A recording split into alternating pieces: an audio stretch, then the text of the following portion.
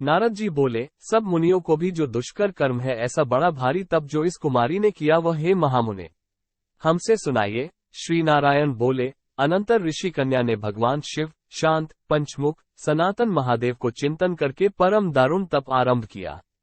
सर्पों का आभूषण पहने, देव, नंदी, भृंगी आदि गणों से सेवित, 24 तत्वों और तीनों गुणों से युक्त, 8 महासिद्धियों तथा प्रकृति और पुरुष से युक्त, अर्धचंद्र से सुशोभित मस्तक वाले, जटाजूट से विराजित भगवान के प्रीत्यर्थ उस बाला ने परम तप आरंभ किया।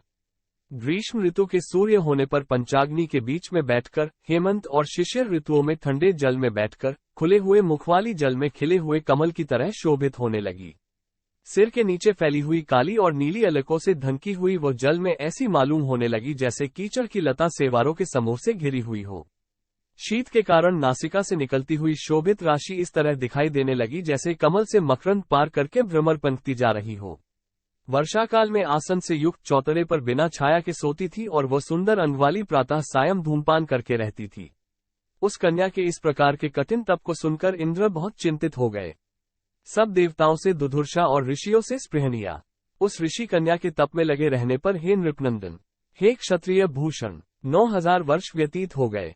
उस बाला के तप से भगवान शंकर ने प्रसन्न होकर उसे अपना इंद्रियातीत निज स्वरूप दिखलाया। भगवान शंकर को देखकर देह में जैसे प्राण आ जाए वैसे सहसा खड़ी हो गई और तप से दुर्बल होने पर भी वो बाला उस समय हृष्टपुष्ट हो गई। बहुत वायु और घाम से क्लेश पाई हुई वो शंकर को बहुत अच्छी लगी और उस कन्या ने झुककर पार्वतीपति शंकर जी को प्रणाम किया। उन विश्ववंदित भगवान का मानसिक उपचारों से पूजन करके और भक्तियुक्त चित्त से जगत के नाथ की कन्या करने लगी। हे पार्वती प्रिय, हे प्राणनाथ, हे प्रभो, हे भर्ग, हे भूतेश, हे गौरीश, हे शंभो, हे सोमसूर्याग्निनेत्र, हे तमः, हे मेरे आधार मुंडोस्थिमालिन, आपको प्रणाम है। अनेक तापों से व्याप्त है अंगों में पीड़ा जिसके ऐसा तथा परम घोर संसार रूपी समुद्र में डूबा हुआ, दुष्ट सर्पों तथा काल के तीक्ष्ण दांतों से डसा हुआ मनुष्य भी यदि आपकी शरण में आ जाए तो मुक्त हो जाता है।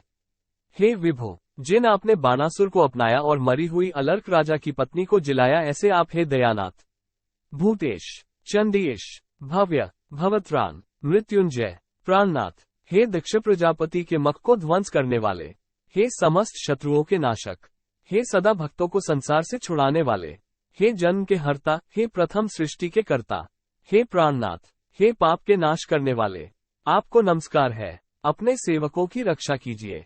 हे नृप, बड़ी भाग्यवती मेधावी की तपस्विनी कन्या इस प्रकार मन से और वाणी से शंकर की स्तुति करके चुप हो गई।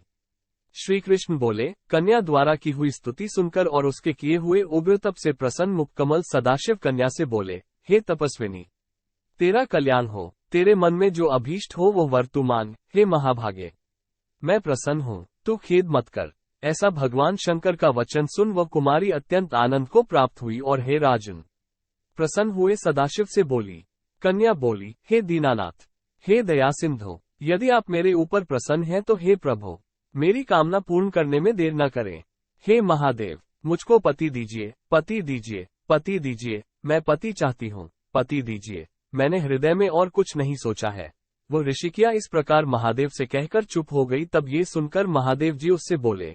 शिव बोले, हे मुनिक्के, तूने जैसा अपने मुख से कहा है वैसा ही होगा, क्योंकि तूने 5 बार पति मांगा है। अतः हे सुनरी, तेरे 5 पति होंगे और वे 5 वीर, सर्वधर्मवेता, सज्जन, सत्यपराक्रमी, यज्ञ करने वाले, अपने गुणों से प्रसिद्ध, सत्य प्रसिद्ध, जितेंद्रिय, तेरा मुख देखने वाले, सभी क्षत्रिय और गुणवान होंगे।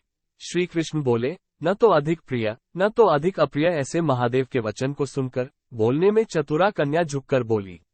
बाला बोली, हे गिरिजाकांत सदाशिव, संसार में एक स्त्री का एक ही पति होता है, अतः 5 पति का वर देकर लोक में मेरी हंसी न कराइए। एक स्त्री 5 पति वाली न देखी गई है और न सुनी गई है। हाँ, एक पुरुष की 5 स्त्रियां तो हो सकती हैं। हे शंभु, हे कृपानिधे, आपकी सेविका मैं 5 पतियों वाली कैसे हो सकती हूँ? आपको मेरे लिए ऐसा कहना उचित नहीं है। आपकी सेविका होने के कारण जो लज्जा मुझे हो रही है वो आप अपने को ही समझिए। कन्या का यह वचन सुनकर शंकर जी पुनः उससे बोले। शंकर जी बोले, हे भीरु, इस जन्म में तुझे पति सुख नहीं मिलेगा।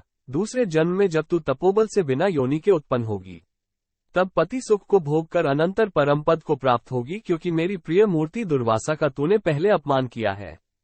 हे सुब्रु, वो दुर्वासा यदि क्रोध करे तो तीनों भुवनों को जला सकते हैं, सो तूने अभिमानवश ब्रह्मतेज का मर्दन किया है। जिस अधिमास को भगवान कृष्ण ने अपना ऐश्वर्य दे दिया, उस भगवान के प्रिय पुरुषोत्तम मास का व्रत तूने नहीं किया। मैं ब्रह्मा आदि से लेकर सब देवता, नारद आदि से लेकर सब तपस्वी, जिसकी आज्ञा सदा मानते चले आए हैं, हे बाले, उसकी आज्ञा का कौन उल्लंघन करता है? लोक पूजित पुरुषोत्तम मास की दुर्वासा की आज्ञा से तूने पूजा नहीं की, हे मूढ़े द्विजात्मजे, इसीलिए तेरे 5 पति होंगे। हे बाले, पुरुषोत्तम के अनादर करने से अब अन्यथा नहीं हो सकता है। जो उस पुरुषोत्तम की निंदा करता है वह रौरव नरक का भागी होता है। पुरुषोत्तम का अपमान करने वाले को विपरीत ही फल होता है, ये बात कभी अन्यथा नहीं हो सकती है। पुरुषोत्तम के जो भक्त हैं वे पुत्र, पौत्र और धन वाले होते हैं, और वे इस लोक को तथा परलोक की सिद्धि को प्राप्त हुए हैं, प्राप्त होंगे और प्राप्त हो रहे हैं। और हम सब देवता लोग भी पुरुषोत्तम की सेवा करने वाले हैं। जिस पुरुषोत्तम मास में व्रताधिक से पुरुषोत्तम शीघ्र ही प्रसन्न होते हैं, उस सेवा करने योग्य मास को हे सुमध्य में हम लोग कैसे न भजें? उचित और अनुचित विचार की चर्चा करने वाले अतएव अनुकरणीय जो मुनि हैं, उन अति उत्कट श्रेष्ठ तपस्वी पुरुषों का वचन कैसे मिथ्या हो सकता है? कहो, इस प्रकार कथन करते हुए भगवान नीलकंठ शीघ्र ही अंतर्धान हो गए और वह बाला यूप से भ्रष्ट मृगी की तरह चकित सी हो गई। सूत जी बोले, हे मुनीश, रेखा सदृश चंद्रमा से युक्त मस्तक वाले सदाशिव जब उत्तर दिशा के प्रति चले गए, तब वृत्रासुर को मारकर जैसे इंद्र को चिंता हुई थी, उसी प्रकार मुनिराज की कन्या को चिंता बाधा करने लगी। इति श्री बृहन्नारदीये पुरुषोत्तम मास महात्म्ये एकादशोऽध्यायः 11 हरिः शरणम्।